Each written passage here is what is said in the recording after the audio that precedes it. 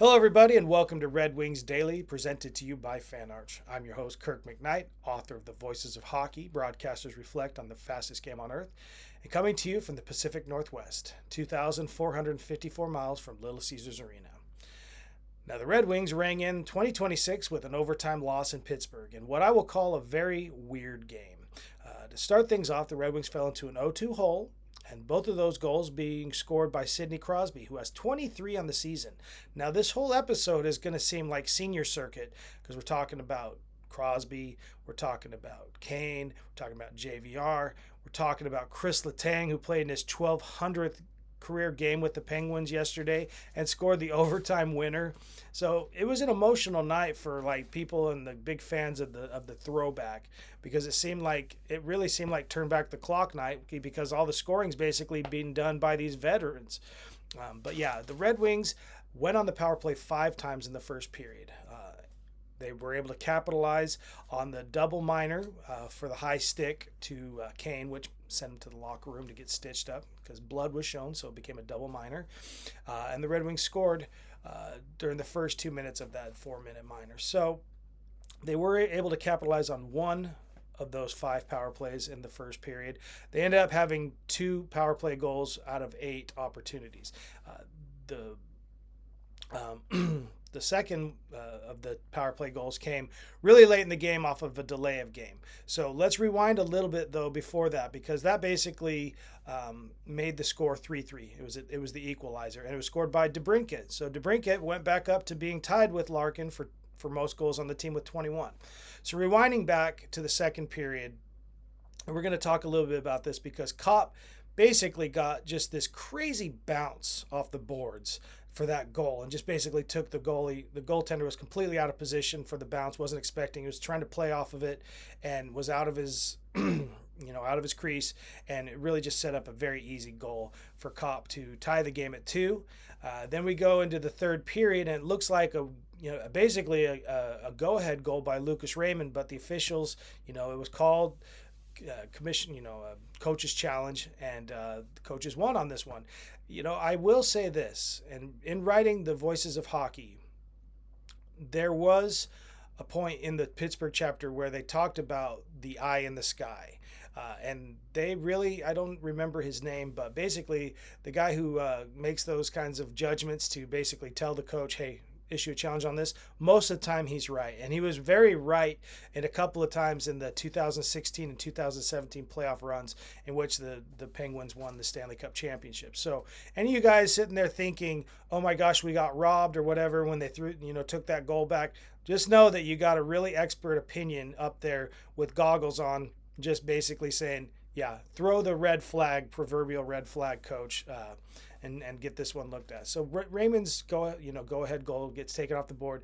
They actually get a go ahead goal, and then they make a really stupid mistake and do a delay of game, flip the puck into the crowd, and on that delay of game, that's when DeBrincat gets number 21, ties the game. So like right now at this point, watching this game, I'm sitting there thinking, I'll be happy just to get the one. This game has been going back and forth.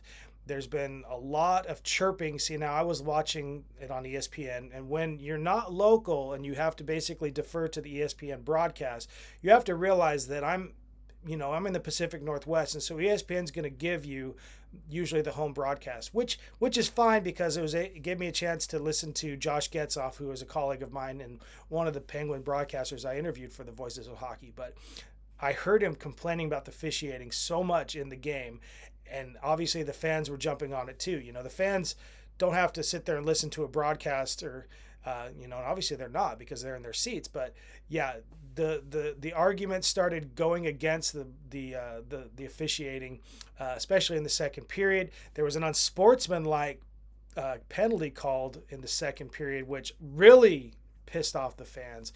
And so when you think about all those things, it seems like, okay, they called back Raymond's goal, and the Wings basically end up taking the overtime loss. The Penguins end up taking 2 on that. So when you consider the lucky bounce and all the other things, all things considered, it being a weird night, to basically walk away with that with a point was more than I could have asked for. So gives us a little bit of game plan to when we play them again tomorrow night, this time back at Little Caesars Arena, and hopefully it'll be a little bit more on the emotional side with us getting the 2 instead of them. So going back to last night on that interesting Cop goal, one of the assists was given to Kane on that one where they had that weird bounce off the boards and he was able to put it right back in. So Kane got a point. It was his first point back since returning from his 6-game absence. He's been basically absent for 15 games this season, and he, with his assist last night, brought him 1 point closer to Mike Modano. So Kaner is at 1367 in his career, and that's 7 points back of Modano. And you consider the fact that he's missed 15 games and he's still at 24 points on the year. That's pretty impressive. He's basically 5th on the team in points. When you're considering the fact that he's missed over a third of the team's games, and the fact that he is, sitting in his late 30s and basically at the tail end of a 16-17 season career. Again, senior spotlight. Same thing with Crosby. Like, it's just baffling the way these guys are still able to put up these numbers that they are for as long as they've played. But yeah, so Kane is inching himself that much closer to Modano, and we'll see how things pan out as we move along. We'll see how many games it takes for him to actually pass Modano, and we'll see how many games it takes for him to hit that 500 mark. He's still 2 goals shy of 500, so we're going to be on Kaner watch, but we're also going to be, more important, looking on the U.S. history watch and seeing how long it takes him to pass Modano. Now, keeping with the theme of the senior spotlight, also in the 2007 draft class, as I like to say, class of 2007, with Kaner is JVR. So JVR had his 10th goal of the season last night. That was the one that basically got things started for the Red Wings. And so the fact that he's got double digits in goals, I think that puts him 4th on the team. I think that puts him behind DeBrincat, Larkin, and Raymond. So you got you got the captain, you got DeBrincat, who obviously solid veteran, and then you got Raymond, who is 5th or 6th year, and then you got JVR. So you're going to sandwich a captain and the old man of the team, him and Kaner, and then you got these other 2 guys that are going to be obviously perennial threats and scoring a lot of points. So I like the balance that the Red Wings have been showing offensively, but I really like the fact that we've had a lot of resurgence from players like James Van Riemsdyk.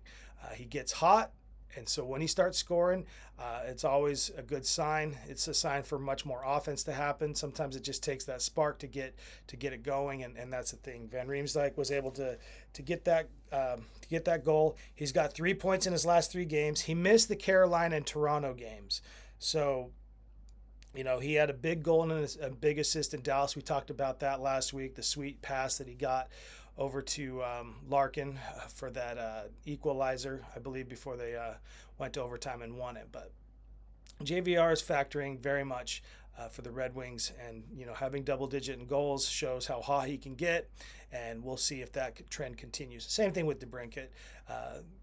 Was happy for DeBrincat to get a goal. It's been his first goal in a few games. He'd only, like I said last night on the spotlight of DeBrincat, is that he has 1 point, I think, in the last 7 games. So now that goal really can maybe hopefully spark something with him to get hot as well. So those are 2, players, veterans, if you will, definitely veterans. JVR is definitely a veteran, and DeBrincat's a veteran, yeah. Like, he's not, we don't want to call him senior circuit so much, DeBrincat so much, but yeah, JVR is definitely in that senior circuit. So let's see if we can put a quarter in him and see if we can get some more scoring going down the road as we transition into 2026 and start moving forward. Okay, so it's Friday. Basically, this is when I call it the free-for-all Friday, and we talk about a couple things outside of Detroit. The thing that's really on my mind right now, watching hockey yesterday, there was a couple of games that were standing out to me. Now, I watched the Golden Knights. You guys realize that I lived in Vegas for 42 years, so before there ever was a Golden Knight, you obviously know I was always been a Red Wings fan, but I have followed the Golden Knights for the last 9 or 10 years, from the announcement of the team coming to, this is their 9th season. So basically, I watched their games, and I was watching when Nashville played them, and it was very interesting because Steven Stamkos scored his 600th goal for the Predators, or 600th goal of his career. Most of those goals took place in Tampa Bay. In fact, 582 of those 600 goals were in a Tampa Bay Lightning uniform. And just talking a little bit about Stamkos, congratulations to him on that. That's a product of Stevie Y there, folks. You know, Stevie Y being the GM there. Stamkos came in maybe a little bit earlier than some of these other guys. He's been around for a lot longer. Obviously, when you get up to 600 goals, you got a lot longer. So it's actually questionable whether or not that was one of Stevie Y's upbringings. But he was, you know, Stevie Y was the GM when these guys got molded into the machine that they were. In fact, you know, they went to 3 straight Stanley Cup finals, won 2 of them in a row, lost the 3rd one to Colorado. Very balanced team, a team that's always going to be a deep threat in the playoffs, a team that you don't want to see on the opposite card of you if you're entering the playoffs, because they're just always going to be, they're a veteran and experienced presence. That's why I'm thinking, you know, going into the playoffs, if we go into the playoffs this year, it'll be great to have that presence of Kane, who is obviously a seasoned veteran in the playoffs with the dynasty Chicago Blackhawks that he played with. But talking a little bit more about Stamkos, the reason I'm bringing him up, and you guys might sit there and be like, this is getting too long into a discussion that's non-Red Wings. Well, Stamkos is one of the players that's been talked about as far as the, you know, possibilities for pickup before the trade deadline. I don't know. Nashville's starting to show a little bit of promise here. They're they probably, if they were to make it into the playoffs, it would be as a wild card, because I seriously doubt they can catch the Wild, the Stars, or the Avalanche in that division. But still, if there's some sign of hope for them, Stamkos might not be on the selling block. But if he were to be one of those players that might be, you know, on the selling block, I can see Stevie Y maybe taking him and having a little bit more veteran presence here on the Red Wings. But that's obviously just wild speculation. The other thing from the free-for-all from yesterday is the fact that the Buffalo Sabres won their 10th game in a row. And that 10th game that they won was at Dallas, and it was a whooping. And Tage Thompson, who I have on my fantasy league, just tore it up. You know, they've got Alex Tuch. Alex is who they got from Vegas. So I know that deal very well, because Alex Tuch, you know, was somebody I followed a lot in Vegas. And Alex was part of that package that went Buffalo's way when Jack Eichel went Vegas's way. So they are really making a presence of themselves, and they are technically right now sitting in a playoff spot. That's pretty amazing, considering they were kind of, you know, a few weeks ago just still at the cellar dwellers, if you will, of the Atlantic Division. But they've really made a name for themselves, and they're on everybody's mind. That's now up to 10 games in a row that the Buffalo Sabres have won. And like I said, they went to Dallas and pretty much handed it to a very solid Dallas Stars team and made them look foolish. It was a way for Dallas to kind of bid farewell to 2025 and hope for a better 2026 opener. So, you know, I hope you guys all have a good weekend. Obviously, we're waiting for Saturday's matchup in Little Caesars Arena against the Penguins to see if the Red Wings can take back the 2 points. And then we'll talk about that on Monday's show. We'll also have a little bit of a preview for Monday night's game against Ottawa. This will be the first time the Red Wings are playing the Senators this season. Obviously, a division team to keep an eye out for, and maybe get a little scouting for, just to make sure that we know what we're doing, because you got to play them a whole nother 2 or 3, maybe even up to 4 times this year. So for now, you have a good weekend.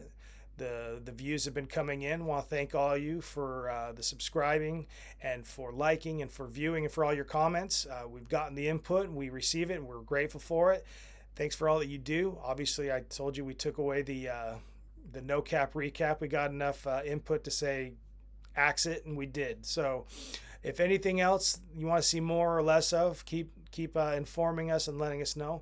And for the time being, this has been Red Wings Daily. Again, I'm your host, Kirk MckNight, and LGRW from the PNW.